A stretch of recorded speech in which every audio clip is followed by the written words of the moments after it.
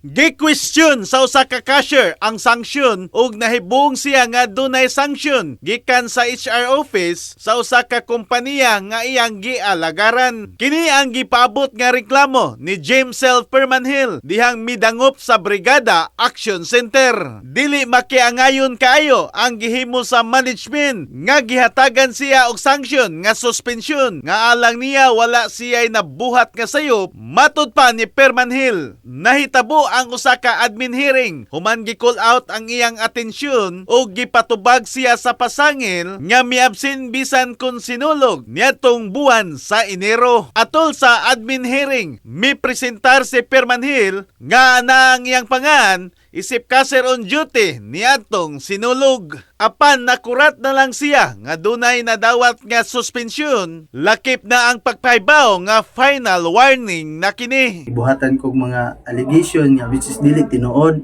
Niabsent daw kuno ko ang naghatag ang nag-issue nga niabsent ko kana si Mr. Clark Gidorio, position niya MUM. Okay, nabot ang time nga sa iyang gi-allegation sa ko admin hearing me. So sa admin hearing, nipagawas ko sa kong part, allegation sa akong MUM, gitubag na ko nga dili na tinuod, buhat-buhat ra nila, and then pag human sa admin hearing, nag-duty ko. So pag pila ka adlaw, nigawas ang sanksyon, nga 7 days suspension daw ko, and then final warning for the employment.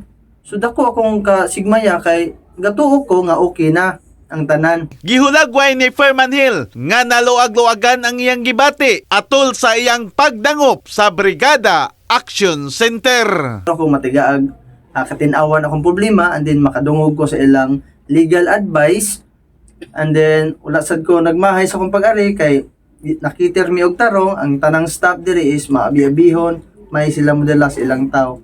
And then moto dako akong pasalamat sa Brigada News FM kay bisan sa kabug-at sa akong gibati karon, murag nagaan-gaan akong ginhawa kay murag natinawan ang nasa akong hunahuna nga og sa akong kasing-kasing nga gibugaton ba nga lisod akong gibati karon kay ang source of income nako is maura ning company. In the heart of changing lives, ako si Brigada Alan Tangkawan sa 90.7 Brigada News FM Cebu, the Music and News Authority.